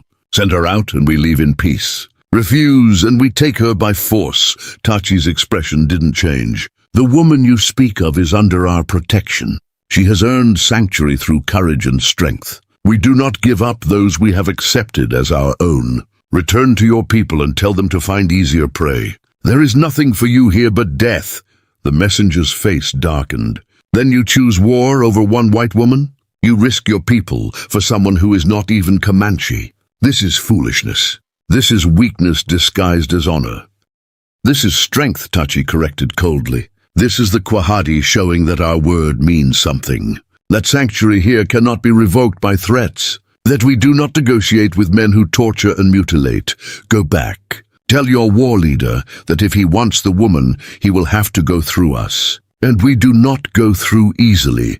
The messenger wheeled his horse and galloped back to the waiting Kiowa warriors. There was a brief conference among them, visible even at this distance, arms gesturing, voices raised. Then they formed into a battle line. No more talking, no more negotiation, just violence, the universal language that both sides understood perfectly. The attack came fast and brutal.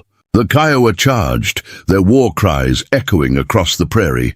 rifles firing, arrows flying in deadly arcs. But the Quahadi were ready. They'd prepared defensive positions, built barriers, established firing lanes. The first volley of return fire dropped 3 Kiowa horses, sending their riders tumbling. The second volley killed 2 more warriors outright.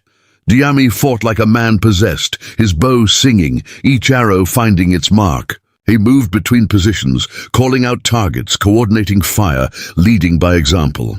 This was nothing like the riverbed 3 years ago when he'd frozen in terror. This was him finally becoming the warrior his father had trained him to be, the protector his mother had believed he could become. Beside him, other Quahadi warriors matched his intensity, their combined firepower devastating. The Kiowa, realizing their frontal assault was failing, split into 2 groups trying to flank. But Tachi had anticipated this, had positioned warriors on both sides. The battle devolved into a chaotic swirl of individual combats, knives and hatchets, replacing rifles and bows at close quarters. Diami found himself face to face with a Kiowa warrior he recognized, one of the men who'd attacked them in the canyon, one who'd escaped. Recognition flashed in both their eyes simultaneously. They came together in a fury of blades and grasping hands. The Kiowa was skilled, experienced, dangerous. But Diami fought with something beyond skill. He fought with 3 years of pent-up shame and guilt transmuted into rage. Fought for his dead family. Fought for Evelyn. Fought for the man he should have been all along. His knife found the Kiowa's ribs, slid between bones, found the heart. The warrior's eyes went wide with surprise and then empty with death. The battle lasted maybe 20 minutes, though it felt like hours. When it ended, 11 Kiowa warriors lay dead or dying on the prairie. The remaining 12 fled east, abandoning their wounded, their confidence shattered. The Quahadi had lost 3 warriors, and 5 more were injured, but they'd held their ground. They'd proven their point. Sanctuary here could not be revoked by threats or violence. In the healing lodge, Evelyn had heard the battle, the gunfire and war cries and screams of wounded men. She'd strapped on her wooden feet, despite the pain, and dragged herself to the lodge entrance, rifle in hand, determined to fight if the Kiowa broke through. But they never came. The Quahadi warriors had stopped them cold. When Diami returned hours later, covered in blood and sweat and dust, she looked at him with tears streaming down her face. Not tears of fear, but of relief and gratitude, and something deeper she didn't have words for. That night, the village celebrated their victory with songs and stories, honoring the warriors who'd fought and the 3 who died defending their people. Diami was invited to sit in the place of honor, his courage no longer in question, his exile officially over. Men who'd shunned him before now clapped him on the shoulder and offered praise. Women smiled at him with warmth instead of pity. Children asked him to recount his part in the battle, their eyes wide with admiration. But Diami kept looking toward the healing lodge, where Evelyn waited, and eventually he excused himself and walked back to her. She was sitting outside now, her wooden feet extended in front of her, staring at the stars beginning to appear in the darkening sky. He sat beside her without speaking, just being present the way he'd learned during those first weeks in the canyon. "We won," she said quietly. "You won." Diami shook his head. "We won. You and me, together. If I had not found you, I would still be hiding in canyon feeling sorry for myself. You gave me reason to fight again, gave me purpose. This victory, it belongs to both of us." Evelyn turned to look at him, really look at him, seeing not the Comanche warrior covered in war paint and blood, but the broken man who'd chosen to save her when he could have walked away. "I don't know what happens next," she said. "Don't know if I can ever really belong here. Don't know if I want to go back to the white world that would see me as damaged goods. Don't know anything except that I'm alive, and that's more than I thought I'd be." Diami reached out and took her hand, the gesture that had become familiar between them. "What happens next is we heal, both of us. We let time and work and purpose make us into people who can live with what we have become. We build new lives from the ashes of our old ones. We prove that broken does not mean destroyed. That is enough. That is everything." The weeks that followed brought a new rhythm to their lives. Evelyn continued working with the wooden feet, building strength and balance, learning to walk without the constant support of others. Nadua taught her to work leather, to make clothes and moccasins, to contribute to the tribe's daily life, despite her limitations. The other women gradually accepted her, impressed by her refusal to be helpless, by her determination to carry her own weight.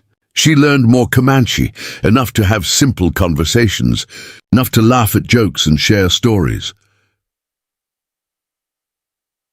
Diami trained with the warriors, went on hunts, participated in councils, reclaiming his place in the tribe's hierarchy. The shame that had defined him for 3 years gradually faded, replaced by the respect earned through courage under fire. He and Evelyn spent their evenings together, sitting by fires, talking about everything and nothing, building a bond that went deeper than romance or obligation into something more fundamental. Two people who'd saved each other in ways that had nothing to do with physical rescue. One evening, 6 weeks after the battle, Evelyn asked Diami something she'd been thinking about for days. What if I stayed? Not just as a refugee under protection, but as a real member of the tribe. What if I chose this life instead of trying to return to the one I lost? Would that be possible? Would your people accept that? Diami considered the question seriously. It would be unusual, he said slowly. There have been white captives who became Comanche, but most did so as children. As adult women choosing freely, that is different. But I think, yes, it is possible. You have already proven yourself in ways that matter. Nadua speaks for you. Tachi respects your courage. The women see you as one who works hard despite suffering. If you truly want this, I believe my people would accept you. And you, Evelyn asked softly, would you accept me, not as responsibility or burden, but as something more? As someone who chooses to stay beside you, not from necessity, but from want. Diami felt his heart clench in his chest. When I found you that day, he said carefully, I thought I was saving your life. I did not understand that you were saving mine, that giving you sanctuary would give me purpose, that protecting you would teach me how to protect myself. You are not burden. You never were. You are the reason I am warrior again, instead of ghost. If you choose to stay, I would be honored to have you beside me. Not as obligation, but as partner, as equal, as the person who makes my life mean something. They married 3 months later in a Comanche ceremony that Evelyn barely understood but felt in her bones.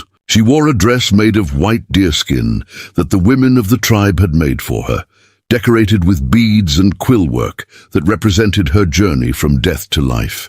Diami wore his finest clothing, his hair adorned with eagle feathers earned through courage in battle.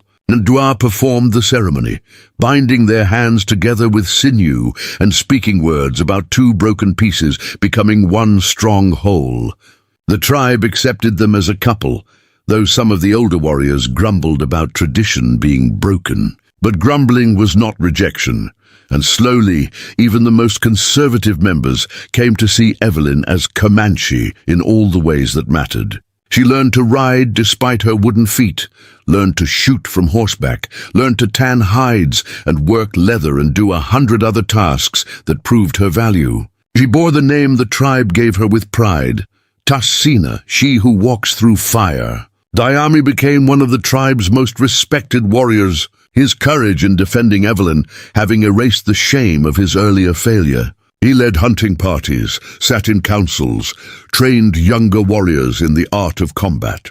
But he never forgot where he'd come from, the 3 years of exile that had broken him down before building him back up. He kept that memory close, used it to fuel compassion for others who struggled, who failed, who needed someone to believe in them when they couldn't believe in themselves. Years passed and their story became legend within the tribe. The warrior who'd found his courage by saving a white woman. The woman who'd lost her feet but found her strength. The 2 broken people who'd become whole together. Children grew up hearing the tale, learning lessons about redemption and resilience and the power of choosing to stand when it would be easier to fall.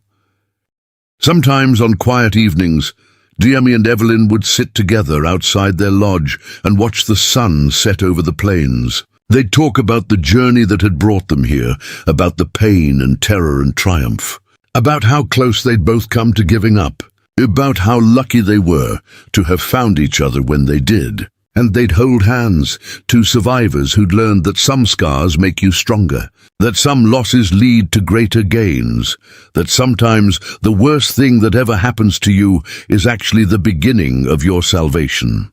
The Kiowa never came for Evelyn again. Word had spread about the cost of that attempt, about how the Quahadi had defended her without hesitation. She became something of a legend among the tribes. The white woman who'd survived torture and learned to walk again, the one who'd chosen to live with Comanche over returning to her own people. Some saw her as a curiosity, others as an inspiration, but all respected the strength it took to make that choice. And in the end, that's what it was all about, choice. Diami choosing to save her when he could have ridden past. Evelyn choosing to fight when she could have given up. Both of them choosing to build new lives instead of mourning old ones. Both of them choosing courage over fear, hope over despair, connection over isolation. Those choices had saved them both in ways that went far beyond physical survival. The story doesn't end with happily ever after, because real life doesn't work that way. There were hard days ahead, challenges and losses and struggles. But they faced them together, two people who'd learned that being broken doesn't mean being defeated. That surviving is sometimes the bravest thing you can do. That redemption isn't something you're given, but something you earn one difficult choice at a time. And on the plains of Texas, in a Comanche village that moved with the seasons, two people who should have been enemies built a life that proved love and courage can bloom even in the harshest soil. That sometimes the person who saves you is the one you save in return. That family isn't always blood, but sometimes the people who choose to stand beside you when the world tries to tear you down. That's the story. Not of heroes or villains, but of humans trying to survive with whatever dignity and courage they can muster. Of two broken people finding strength in each other's weakness. Of redemption earned through blood and tears, and refusing to quit even when quitting would be so much easier. It's a story about the power of second chances and the courage it takes to accept them. 5 years after the battle that changed everything, Diami stood on the same ridge where he'd first seen the smoke rising from Evelyn's wagon. The land looked different now, or maybe he was the one who'd changed. The grass moved in waves under the wind, golden in the late afternoon sun, stretching endlessly toward horizons that no longer felt like edges of the world, but like promises of something beyond. He wasn't alone this time. Beside him sat a small boy, maybe 4 years old, with his mother's dark hair and his father's copper skin. A perfect blend of two worlds that shouldn't have mixed, but somehow created something beautiful. The child pointed at an eagle circling overhead and said its name in Comanche, his pronunciation perfect, his excitement pure.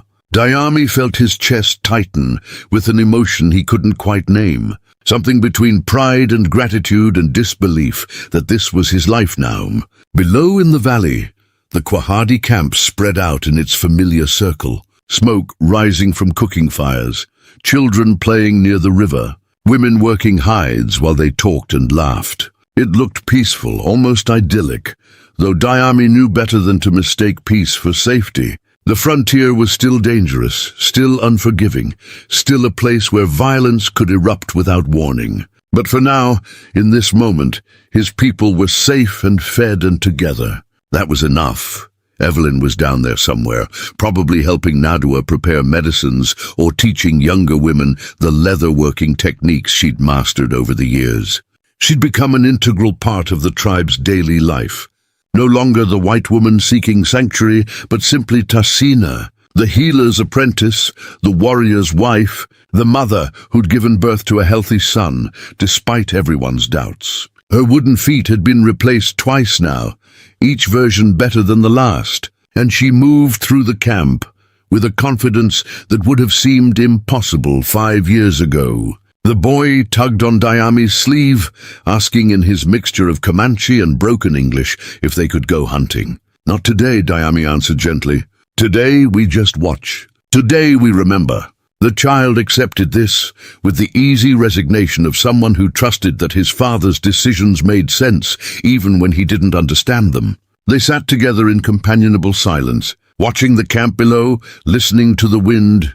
Diami thought about the man he'd been before finding Evelyn, the ghost who'd existed without living, the coward drowning in shame and self-hatred. That person felt like a stranger now, like someone from a story he'd heard rather than lived. The transformation hadn't been sudden or dramatic, hadn't happened in one moment of courage or one act of heroism. It had been gradual, built from small choices stacked on top of each other, from waking up each day and choosing to try again, from refusing to let the past define the future. He thought about his mother sometimes, wondered what she would think of the life he'd built, of the family he'd created. Would she be proud that he'd found his courage again? Would she forgive him for hiding while she burned? Would she understand that saving Evelyn had been his way of saving himself? He liked to think yes, liked to believe that somewhere in whatever world came after this one, she was watching and smiling and telling his father that their son had finally become the man they'd raised him to be. The sun dipped lower, painting the sky in shades of orange and red that reminded Diami of fire, but no longer filled him with paralyzing dread. Fire was just fire now, not a symbol of his greatest failure, but simply an element of nature that could destroy or sustain, depending on how you used it. The same was true of most things in life. Pain could break you or forge you stronger. Loss could crush you or teach you what truly mattered. Shame could bury you or motivate you to become better. The difference wasn't in what happened, but in how you chose to respond. Down in the camp, Diami could see Evelyn emerging from Nadua's lodge, her distinctive gait immediately recognizable, even at this distance. She looked up toward the ridge as if sensing his presence, shielding her eyes against the sun, then waved. Diami waved back, feeling that familiar warmth spread through his chest. 5 years, and she still made him feel like the luckiest man alive. 5 years, and he still sometimes woke up surprised that she was real, that this life was real, that he'd somehow stumbled into something good after so much darkness. The boy waved too, enthusiastically, calling out Mama even though she was too far away to hear. Then he turned to Diami with a serious expression that looked comical on such a young face. "Father," he said in careful Comanche, "Grandmother Nadua says you were very brave when you found Mother. Says you fought many enemies to keep her safe. Is that true?" Diami considered how to answer, how much truth a 4-year-old could handle, how to explain complex things in simple terms. "I was scared," he said finally, "more scared than I had ever been. But your mother needed help, and sometimes being brave just means doing what needs to be done, even when you are terrified." The boy nodded solemnly as if this made perfect sense. "Will I be brave like you when I grow up?" he asked.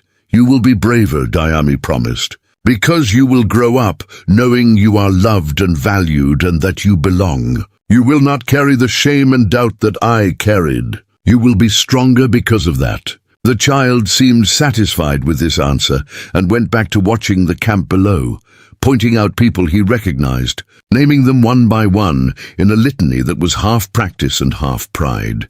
As darkness began to fall, they made their way down from the ridge toward the warmth and light and life of the village. The boy ran ahead despite the rough terrain, his young legs sure and strong, while Diami followed at a more measured pace. When they reached the camp, Evelyn was waiting, scooping up their son and spinning him around while he shrieked with delight.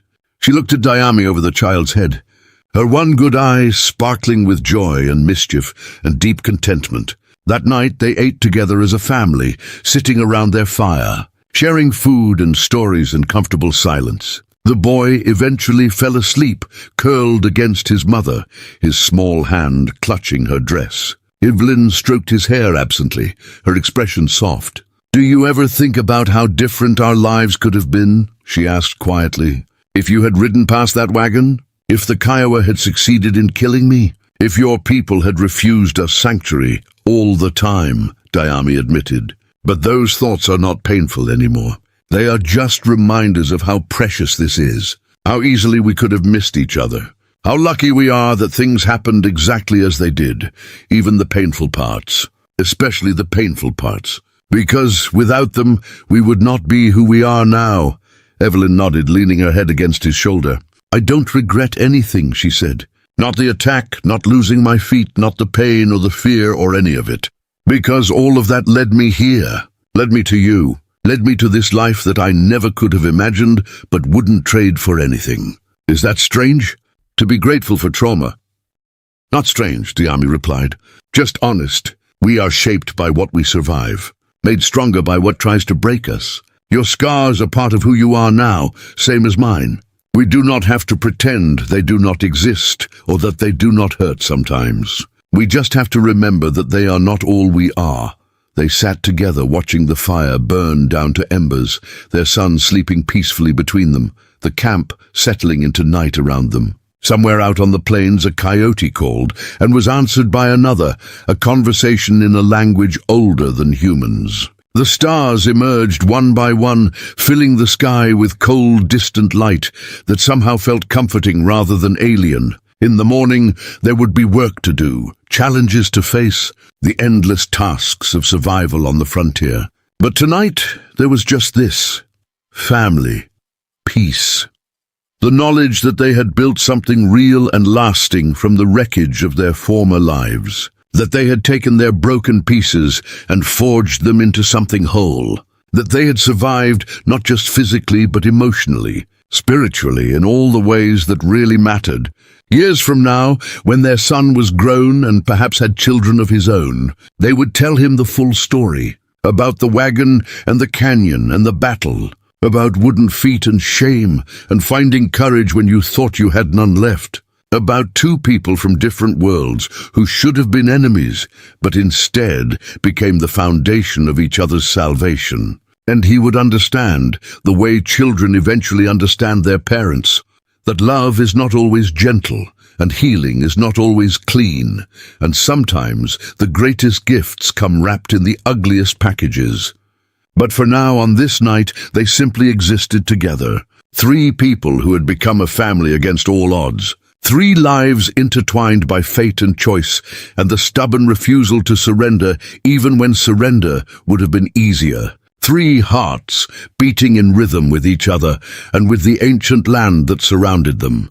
And that was enough. That was everything. That was the ending and the beginning and all the messy, beautiful, complicated space in between. The fire died down to glowing coals. The camp fell silent except for the wind and the river and the occasional snort of horses. And under a sky full of indifferent stars, 2 people who had both walked through fire held each other close and knew without speaking that they had found what everyone searches for. Not happiness exactly, because happiness comes and goes like weather, but something deeper: purpose, meaning. The knowledge that their lives mattered, that their choices had consequences, that their story would be told long after they were gone. And it was. The story of Dayami and Evelyn Ross passed down through generations, changed slightly with each telling, embellished here, simplified there, but never losing its essential truth. That courage is not the absence of fear, but acting despite it. That redemption is possible even when you think you are beyond saving. That sometimes the person who needs rescuing is not who you expect. That broken does not mean destroyed. That scars can be sources of strength rather than shame. That family is built not just through blood, but through choice and commitment, and standing beside someone when the world tries to tear them down. Their son grew up strong and proud, carrying both his parents' legacies, teaching his own children the lessons he had learned. The tribe prospered and struggled and endured as tribes do, adapting to changing times, while holding fast to the values that defined them. And through it all, the story remained, a reminder that even in the darkest moments, even when death seems inevitable and hope feels like a cruel joke, there is always a choice: to give up or keep fighting, to let trauma define you or use it to forge yourself into something stronger. To die slowly from bitterness and shame, or live fully despite your wounds. This is how stories work. They take the messy reality of lived experience and distill it into something that can be passed along, that can teach and inspire and remind us that we are not alone in our struggles. Naomi and Evelyn's story became that kind of story, the kind that matters not because it is extraordinary, but because it is fundamentally human. About pain and healing, about falling and rising, about finding connection in the most unexpected places, about refusing to quit even when quitting would be so much easier. And so the story ends where it began, with two people sitting together in companionable silence, watching the world turn, knowing that whatever comes next, they will face it together. Not because they are heroes or saints or any of the things legends are supposed to be, but because they are human, flawed and scarred and stubbornly, defiantly alive. And sometimes that is the bravest thing of all. Up next, you've got two more standout stories right on your screen. If this one hit the mark, you won't want to pass these up. Just click and check them out, and don't forget to subscribe and turn on the notification bell so you don't miss any upload from us.